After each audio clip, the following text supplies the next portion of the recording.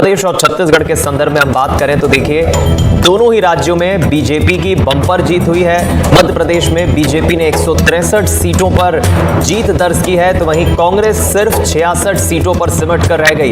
इधर पड़ोसी राज्य छत्तीसगढ़ में बीजेपी ने रिकॉर्ड 54 सीटें जीती हैं और कांग्रेस को सिर्फ 35 सीटें मिली है।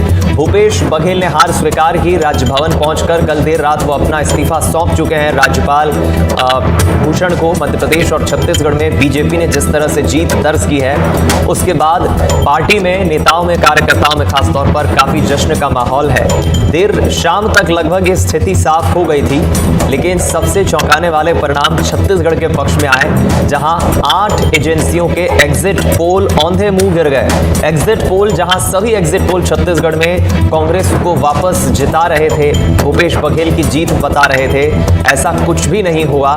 एक तरफा साइलेंट वोटर्स हम इसे कहें, या जो भी चमत्कार, जो करिश्मा छत्तीसगढ़ में हुआ है बीजेपी के पक्ष में, छत्तीसगढ़ में पूर्ण बहुमत के साथ एक बार फिर भारतीय जनता पार्टी अपनी सरकार बनाएगी। छत्तीसगढ़ में मुख्यमंत्री कौन होगा, इसको लेकर अभी फैसला नहीं लिया गया है, लेकिन कुछ नाम जरूर चर्चा में है। इधर मध्य प्रदेश में जिस तरह से पार्टी ने प्रदर्शन किया है, इस पर ये खबरें हैं। सियासी पंडित मानते हैं कि 5वीं बार शिवराज सिंह चौहान शपथ लेंगे।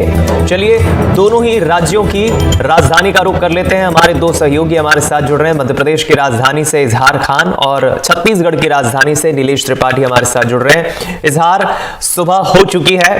24 घंटे पहले जब 2 तारीख की रात थी तो बड़े सवाल मन में राजनेताओं के चल रहे थे, लेकिन अब स्थिति कल शाम को बिल्कुल साफ हो गई है। रिकॉर्ड 163 सीटें बीजेपी ने जीत ली है। एक बार फिर सत्ता में बीजेपी आ रही है। मध्य प्रदेश में खास तौर पर कांग्रेस के कई चेहरे जो चुनाव हार गए हैं, उसको लेकर कई सवाल खास तौर पर कांग्रेस पार्टी के भीतर उठ रहे होंगे। क्या अपडेट है अभी आपके पास? बिल्कुल, देखिए, जो कल मतगणना हुई उसके बाद आज एक नई सुबह हुई है और इस वक्त में मध्य प्रदेश विधानसभा के ठीक सामने मौजूद हूँ। इस विधानसभा को इंतजार है अपने नए नवेले विधायकों का, इस विधानसभा को इंतजार है अपनी नई सरकार का। और सरकार भी ऐसी बम्पर के साथ बनी है कि जिसका अंदाजा कांग्रेस तो छोड़िए, खुद बीजेपी को नहीं था कि इतने % बहुमत के साथ, इतने नंबर्स के साथ सरकार बनेगी। जिस तरह से एग्जिट पोल आए मतगणना से पहले, तो कहीं ना कहीं कांग्रेस ने उन्हें नकारा और लगातार कांग्रेस द्वारा यह बात कही जा रही थी कि 130 सीटों के साथ हम सरकार बना रहे हैं। लेकिन जैसे जैसे रुझान सामने आए, फिर वो रुझान नतीजों में बदलते चले गए, तो पता चला कि शाम होते होते पता चला कि 163 सीटों के साथ मध्य प्रदेश में बीजेपी सरकार बना रही है और कांग्रेस 66 सीटों पर सिमट गई है। चापा बासपा खाता नहीं खोल पाए और जो निर्दलीय थे उनमें से सिर्फ एक अगर को छोड़ दिया जाए जो कि एक क्षेत्रीय पार्टी से है, उसके अलावा कोई अपना खाता नहीं खोल पाए। तो कहीं ना कहीं ये विधानसभा चुनाव पिछले कई चुनावों से कुछ अलग था, काफी अहम और खास था। यहाँ पर जो साइलेंट वोटर था उसने अपना कमाल दिखाया है। कहीं ना कहीं मोदी की जो गारंटी थी, जो मोदी बार बार बोलते थे, मोदी की गारंटी यानी कि हर गारंटी पूरी होने की गारंटी, उसने अपना असर दिखाया है। कहीं ना कहीं जो कांग्रेस ने, बीजेपी ने अपनी जन आशीर्वाद यात्राएं निकाली थी, जिन आशीर्वाद यात्राओं के जरिए उन्होंने पूरे मध्य प्रदेश को कवर किया था, बड़े नेताओं को मैदान में उतारा था, बड़े नेताओं ने गली गली घर घर जाकर लोगों को बताया था कि 20 साल के अंदर आपकी जो बीजेपी की सरकार है उसके लिए, उसने आपके लिए क्या क्या जनहितैषी काम किए हैं। उन्होंने बताया था कि पिछले 9 साल के अंदर जो पीएम मोदी है उन्होंने आपके लिए क्या क्या काम किए थे। सेल्फी ली गई थी हितग्राहियों के साथ और साथ ही उनसे अपील की गई थी कि वो भाजपा के पक्ष में वोट करें। उसके अलावा एक और बड़ी योजना थी जिसको लगातार कांग्रेस ने नकारा, वो थी लाडली बहना योजना। इन तीनों फैक्टर्स ने मध्य प्रदेश में अपना असर दिखाया और बम्पर वोटों के साथ, बम्पर बहुमत के साथ मध्य प्रदेश में भाजपा की सरकार बन रही है। और अब जल्द ही बीजेपी का प्रतिनिधिमंडल आज या कल में राज्यपाल के पास पहुंचने वाला है और अपनी जो दावेदारी है सरकार बनाने की वो पेश करेगा। जिस तरह से अगर हम बात करें सीएम बनने की, तो कहीं ना कहीं ये माना जा रहा है कि सीएम शिवराज सिंह चौहान ही 5वीं बार मुख्यमंत्री पद की शपथ लेंगे। माना जा रहा है कि जो आगामी लोकसभा चुनाव है उस तक उनको लगातार सीएम बनाया जाएगा। क्योंकि अगर हम बात करें इस विधानसभा चुनाव की, तो इस विधानसभा चुनाव में 22 लाख ऐसे वोटर थे जिन्होंने पहली बार वोट किया है। ये सभी नव मतदाता वो मतदाता हैं जिन्होंने 2003 से अभी तक बीजेपी की सरकार देखी है, जिन्होंने लगभग सीएम शिवराज सिंह, अगर 15 महीने छोड़ दे तो लगभग सीएम शिवराज सिंह चौहान को ही मुख्यमंत्री देखा है। और मध्य प्रदेश की राजनीति कहीं ना कहीं जो है सीएम शिवराज सिंह चौहान के आसपास घूमती है। तो माना यह जा रहा है कि अगले लोकसभा चुनाव तक सीएम शिवराज सिंह चौहान को मुख्यमंत्री बनाया जाएगा। फिर उसके बाद ये विचार किया जाएगा कि कौन मुख्यमंत्री बने, क्योंकि मुख्यमंत्री की दौड़ में करीब 7 से 8 नेता है और ये बीजेपी है, ये चौंकाने वाले फैसले लेती है, ये इस तरह के फैसले लेती है कि खुद कांग्रेस को छोड़िए, खुद बीजेपी की तरफ चौंक जाते हैं। ये किसी विधायक को भी मुख्यमंत्री बना सकती है, ये किसी ऐसे व्यक्ति को भी मुख्यमंत्री बना सकती है कि जो विधायक नहीं है, ये किसी ऐसे व्यक्ति को भी मुख्यमंत्री बना सकती है कि जिसने विधानसभा का चुनाव भी हारा हो। तो कहीं ना कहीं ये बीजेपी है।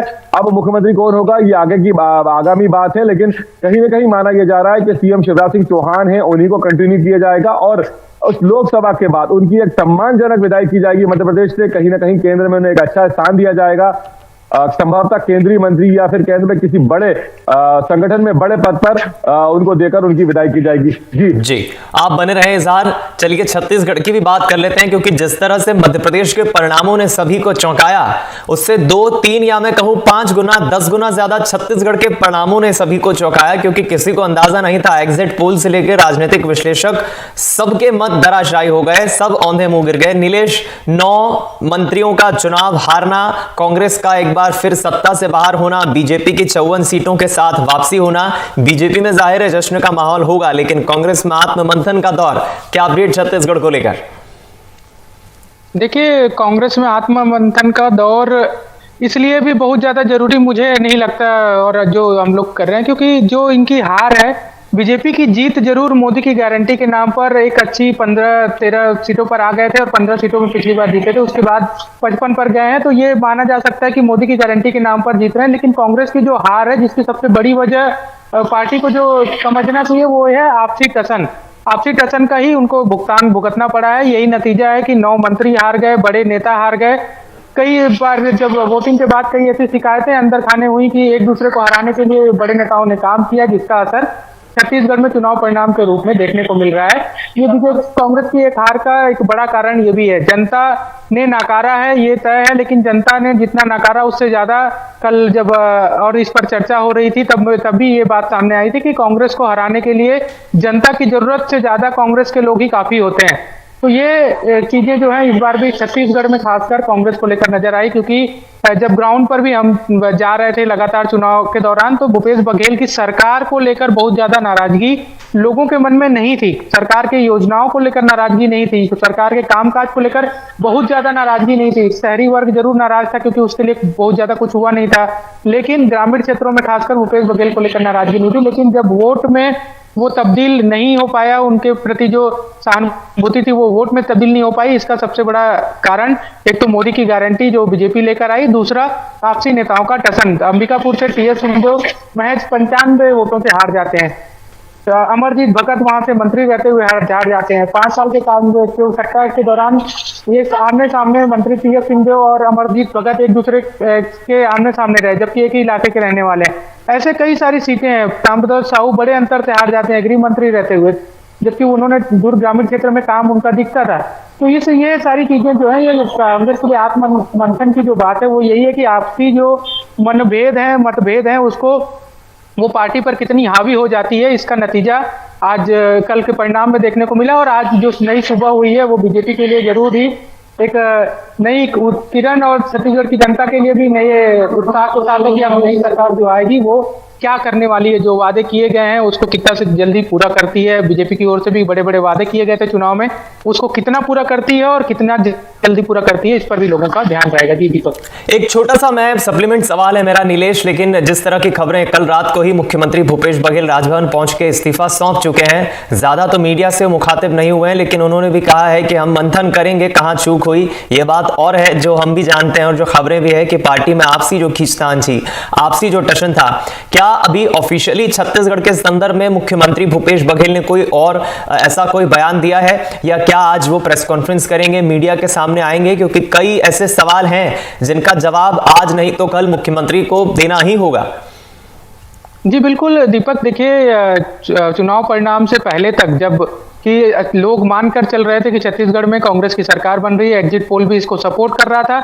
इसके बाद जब चर्चाएं चल रही थी, मुख्यमंत्री से रहते हुए भूपेश बघेल से कई सारे मीडिया संस्थान इंटरव्यू के लिए लाइन अप कर रहे थे कि आपकी सरकार बन रही है तो फर्स्ट इंटरव्यू हो जाए।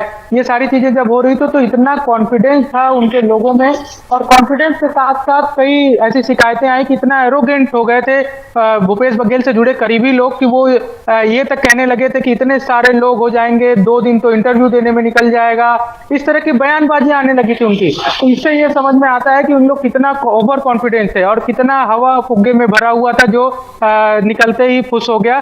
ये चीजें आज देखने को मिलेंगी। और कल रात में जब इस्तीफा सौंपा मुख्यमंत्री ने, तो उसके बाद एक मीडिया बाइट उनकी आई थी जिसमें उन्होंने यही कहा कि हम आत्ममंथन करेंगे, हम सोचेंगे अपनी बैठक जब होगी उसमें ये चीजें समीक्षा की जाएगी कि आखिर हार क्यों मिली। लेकिन ये मुख्यमंत्री भूपेश बघेल रहते हुए, भूपेश बघेल तो अब मुख्यमंत्री नहीं है, भूपेश बघेल को भी और कांग्रेस के जो भी बड़े नेता हैं, चाहे कुमारी शैलजा प्रभारी हो, चाहे टीएस सिंहदेव हो या राष्ट्रीय नेता, उनको अच्छे से पता है कि उनकी जीत क्यों नहीं हो पाई प्रदेश में और क्यों इतनी बड़ी हार हुई है।